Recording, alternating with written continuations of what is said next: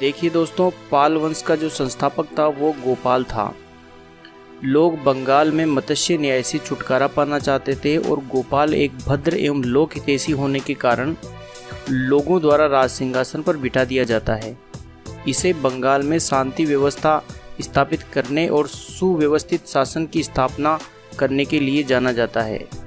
आधुनिक अनुसंधानों से पता चलता है कि उसने नालंदा में एक विहार की स्थापना करवाई थी। वह शैव मतानुयायी था और एक व्यवहार कुशल शासक भी था।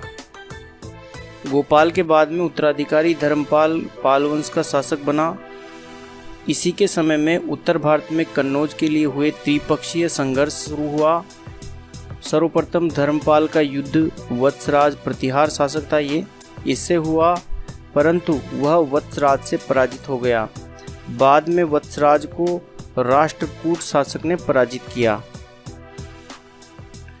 धर्मपाल ने विक्रमशिला और सोमपुरी के प्रसिद्ध विहारों की स्थापना की थी।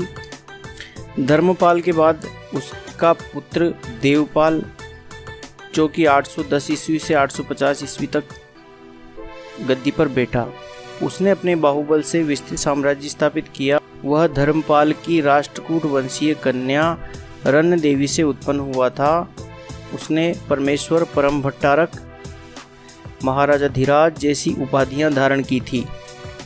बौद्ध विद्वान तारानाथ के अनुसार उसने बौद्ध धर्म का पुनः स्थापना करने में मदद प्रदान की तथा ओदांतपुरी के प्रसिद्ध बौद्ध मठ का निर्माण इसने करवाया था। नाहरगढ़ के प्रसिद्ध विद्वान वीरदेव का सम्मान करते हुए नालंदा महाविहार का इन्होंने अध्यक्ष उसको बनवाया था। देवपाल के समय पाल वंश अपनी चरम अवस्था में था। देवपाल के बाद पाल साम्राज्य का क्रमिक पतन प्रारंभ हो गया और देवपाल के उत्तराधिकारी पुत्र विग्रहपाल थे, परंतु उनके पुत्र नारायणपाल के पक्ष में सिंहासन त्याग दिया और स्वयं सन्यासी बन गए थे। ठीक है। विग्रहपाल के उत्तराधिकारी पुत्र नारायणपाल भी एक धार्मिक विचारों वाला ही व्यक्ति था। उसने महसूस किया कि यह गद्दी उसके कार्यों में बाधक साबित हो रही है, तो उसने अपनी गद्दी का त्याग कर दिया और वह भी एक साधु बन गया। उसने अपने पिता की भांति शिव भक्ति को समर्पित कर दिया अपना जीवन, और उसके बाद शिव भक्ति से वशीभूत होकर उसने 1000 शिव मंदिरों का निर्माण करवाया था। इसके बाद में राजा बनता है महीपाल। 988 ईस्वी से 1038 ईस्वी तक महीपाल प्रथम देवपाल के पश्चात पाल वंश का सर्वाधिक शक्तिशाली राजा था। इसे पाल वंश का दूसरा संस्थापक भी माना जाता है। इसने संपूर्ण बंगाल को जीत लिया था। महीपाल के समय चोल शासक राजेंद्र चोल ने 1023 ईस्वी में बंगाल पर आक्रमण किया और महीपाल को पराजित कर दिया। हालांकि इस हार से महीपाल को अधिक नुकसान नहीं पहुंचा और अपनी शक्ति को बहुत जल्दी ही संगठित कर उन्होंने पुनः खड़ा कर लिया था। महीपाल बौद्ध धर्मानुयायी था।